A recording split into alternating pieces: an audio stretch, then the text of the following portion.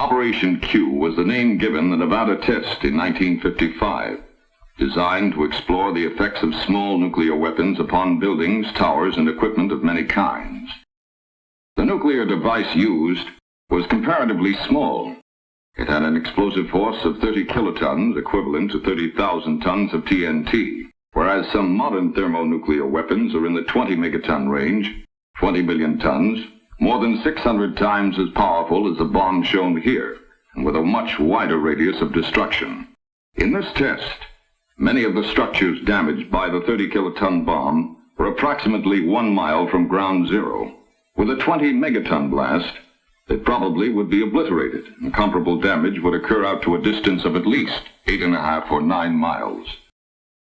Therefore, while Operation Cue was valuable for research and test purposes, it does not reflect the full severity of today's larger thermonuclear weapons with their associated fallout hazard.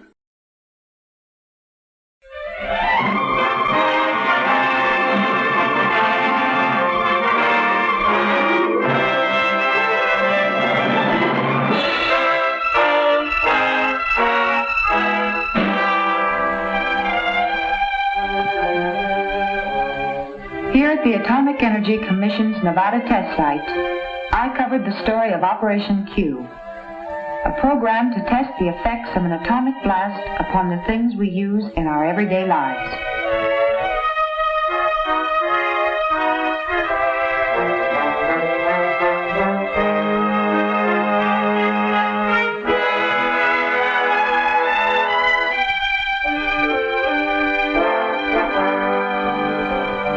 As a reporter, I wanted to see Operation Cue through my own eyes and through the eyes of the average citizen. I arrived at Civil Defense Headquarters the day before the explosion was scheduled to take place and checked in at once with an official for a briefing on the test. To give me a perspective of the entire test layout, a member of the Civil Defense staff showed me a carefully prepared model of the site. He explained the scope of the test and the detailed care with which it had been planned. We begin with the question of shelter, for shelter might save the lives of those far enough from ground zero. But what kinds of shelter are effective? Several types are to be tested, from elaborate industrial shelters to a box-like family shelter in the corner room of a basement.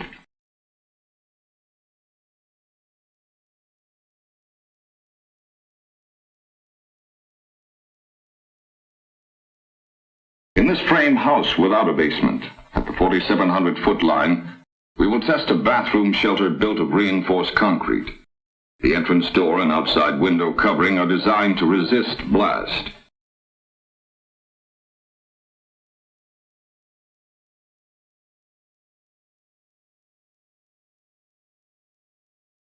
Loss of power may be one of the biggest problems after an attack. Power poles, power lines, pole transformers, and complete substations are to be tested by the Edison Institute. We hope to learn the answers to these questions. How will they withstand this blast? How long will it take to make repairs? How soon can service be re-established? One complete transformer substation has been erected relatively close to the shot tower. A second substation and power lines have been placed at a much greater distance from the tower.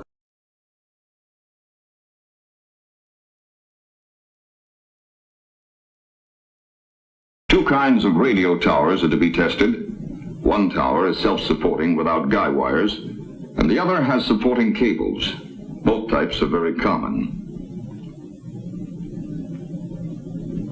Nearby, a complete radio transmitter will actually broadcast from tape before the shot to be picked up by radios in the test houses. Both liquefied petroleum and natural gas facilities will be tested. Our questions: will the fittings and connections stand the test? Will there be fires? All equipment is installed and checked by experts from the LP Gas Association and the American Gas Association. This is an 18,000-gallon supply tank, partially filled with propane and complete with feed pipes. Here, a weighing and storage house and delivery platform have been erected on the test site. I was eager to learn all I could about the various types of houses to be tested. 5 types are to be exposed to the blast and heat of this atomic explosion. First, a single-story frame rambler without basement, built on a concrete slab. Second, a 2-story masonry home with basement, constructed of brick, backed with 4-inch cinder block. Third, a house of 8-inch concrete blocks reinforced with steel. A fourth is a single-story rambler made of precast lightweight concrete. Walls and roof panels are joined by steel lugs. The fifth, at a 5,500-foot line, is a house similar to one previously tested in 1950, but a new design provides additional strength at a cost increase of approximately 10%. That's the real purpose of testing these houses, to find their weak points. Through the cooperation of the furniture and appliance industries, household furnishings were installed in the houses. Mannequin families were supplied by private industry.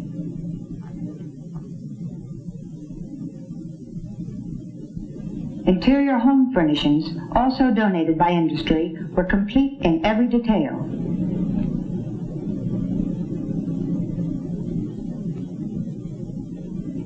Textiles and synthetic fabrics were also to be tested. Rows of mannequins are set up in the open facing the blast. Each item of clothing and each color has been carefully selected. As a mother and housewife, I was particularly interested in the food test program, a test that included canned and packaged foods.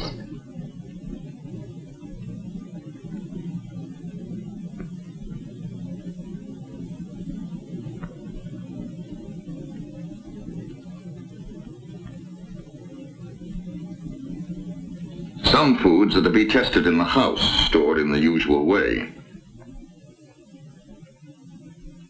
Other foods, including fresh meats, butter, and similar perishables, are to be tested just below the level of the ground at 3 positions along the main test line. This will expose the food to high-intensity radiation without risking destruction of the containers. Test items include sterilized foods packaged in cartons, metal, and glass. All will be exposed according to plan to give us the most information. The night of the actual explosion, or rather early in the morning, finally came.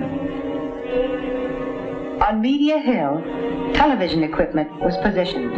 Reporters, commentators, military and civil defense observers all had one purpose: to study the results of this explosion. At a position a mile forward from Media Hill, the Civil Defense Field Exercise Group had assembled with their equipment.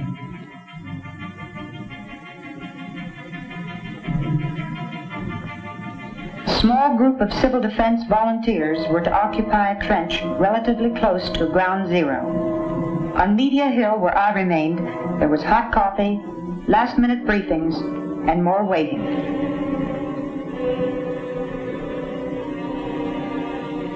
-1 minute. Put on your goggles.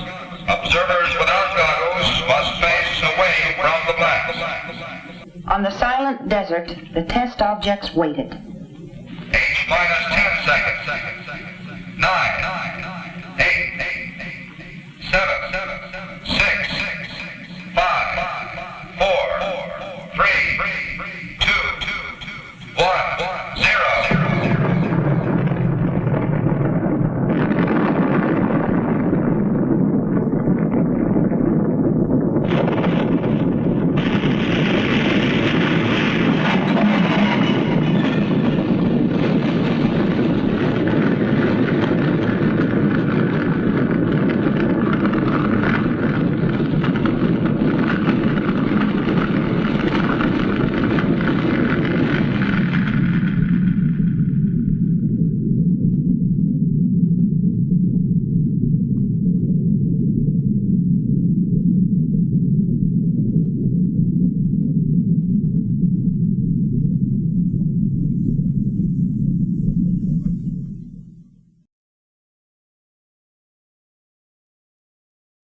"24 hours elapsed before we were permitted to view at first hand the results of the explosion.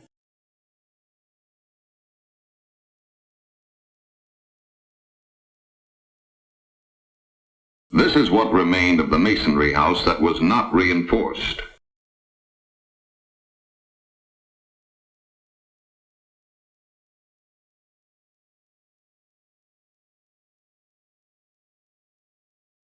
This is the house constructed of reinforced concrete blocks after the explosion. Although the redesigned two-story frame house was severely damaged, the structural improvements had strengthened its resistance considerably.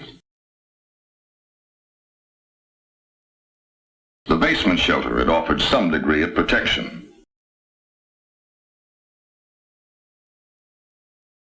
The reinforced bathroom shelter was standing intact beneath the ruins of the house, so this type also offered some degree of protection.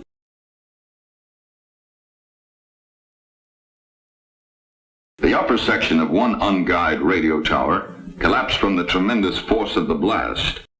The guide tower was slightly twisted by a power pole which fell across one of the guy wires. Within the concrete radio house, equipment had been shaken up, but as soon as power was restored, the transmitter resumed broadcasting. The 18,000-gallon tank of liquefied petroleum gas was undamaged. The connections were intact. The weighing and storage house was scattered across the desert, but the consumer-sized tanks were unharmed. Power lines and transformers suffered some damage, but most of the power poles were still standing, or could be repaired. The power substation was not seriously harmed. Edison Institute experts tested all lines and found the station to be operative. The food and cases of canned goods were taken away for laboratory tests.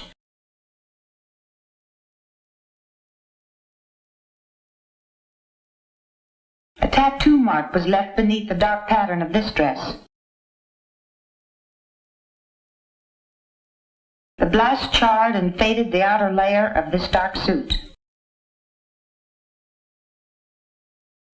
During all this activity, the mass feeding group had been improvising to feed the test observers.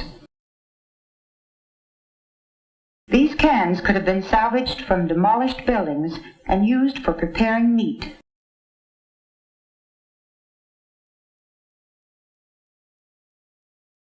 As I watched the people eating, I realized that mass feeding would be an important job for civil defense. I took a last look at the debris and devastation. This time it was only a test, a well-planned test, not a real attack. It was a test of the things we use in everyday life.